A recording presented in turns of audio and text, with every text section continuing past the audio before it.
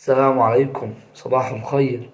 دلوقتي انا الحمد لله صليت الفجر وجيت وعملت كوبايه القهوه الثقيله كالعاده يعني. والمفروض ان انا النهارده بقى ورايا مذاكره كتير عشان احنا مراكمين كام حاجه كده، ولكن يعني ان شاء الله نحاول نخلصهم النهارده. فيلا بينا.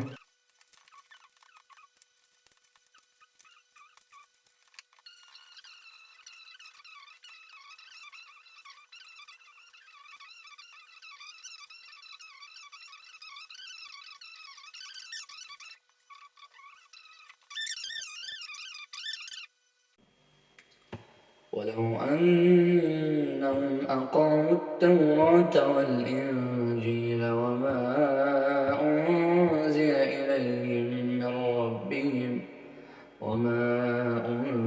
إليهم من ربهم لأكلوا من فوقهم ومن تحت أرجلهم، منهم أمة مقتصدة وكثير منهم ساء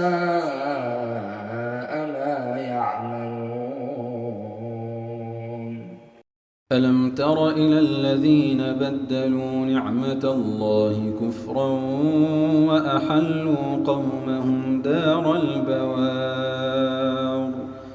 جهنم يصلونها وبئس القرار. يا أهلا وسهلا ومرحبا، عاد إليكم من جديد. دلوقتي أنا رحت درس الإنجليزي الساعة 10، قعدت أذاكر لحد الساعة 10 ورحت درس الإنجليزي وجيت نمت لحد الظهر ولسه مصلي وجاي حالا يعني.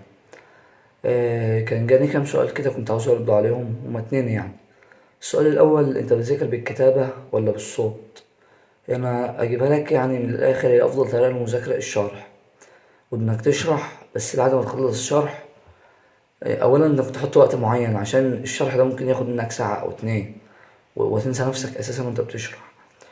تاني حاجة إن أنا كنت مثلا بعد ما بخلص شرح الدرس اللي أنا عاوز أذاكره بجيب ورقة وألخصه كله بإيدي كده، بكتب عليه مثلا، بكتب تعريف واكتب أنواع وكل حاجة عنه. تاني سؤال جاني وهي التراكم، وإن شاء الله أنا برضه هنعمل فيديو عن طريقة المذاكرة الصحيحة يعني. وتاني سؤال هو التراكم: أنت بتذاكر المادة دي ساعة، أنت مراكم فيها كام درس؟ ذاكرها ساعتين. خد من الجديد وخد من القديم. واللي أقدر أقوله لك برضه: ركز على الاستمرارية وما تركزش على الكمية. يعني أهم حاجة إنك تركز إنك تستمر وما تركزش على الكمية. آه، والتراكم يعني أنت مثلا قلت والله الحتة دي كام مرة، أنت عليك درس من الجديد ذاكره مع درس من القديم، أو مثلا درس من القديم ذاكره وخد نص الجديد، أو درسين من القديم مع نص الجديد وهكذا. المهم إنك بدل ما كنت بتدي المادة دي ساعة اديلها ساعتين عشان تعرف إنك تذاكرها وتعرف إنك تتقن المتراكم، عشان برضه مش تعدي على أي كلام. أنا عارف إنك كده كده هتجيبه في المراجعات، بس عشان تبقى عارف إزاي هتخش على المراجعات وإزاي هتخش على التراكمات. وبس كده. انا كنت بقى هعمل لكم فيديو عن ان شاء الله عن ازاي نلم المتراكم، وفيديو عن طريقة المذاكرة الصحيحة. بس كده يا جماعة، المفروض ان انا دلوقتي هنزل اروح درس الشرعي، ولما نرجع بقى نشوف هنعمل ايه، فيلا بينا. عاد اليكم من جديد. دلوقتي انا صليت العصر الحمد لله ورحت درس الشرعي.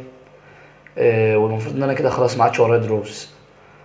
وبس كده، ده اللي انا كنت عاوز اوصله لكم يعني في موضوع التراكمات وموضوع المذاكرة. ولو مهتم بالمحتوى بتاعنا متنساش تشترك في القناة وتفعل زر الجرس، وما تنسوش تقولولي عاوزين فيديو اللي هو ازاي نذاكر صح وازاي نلم المتراكم، عاوزين مثلا انهي فيديو الاول.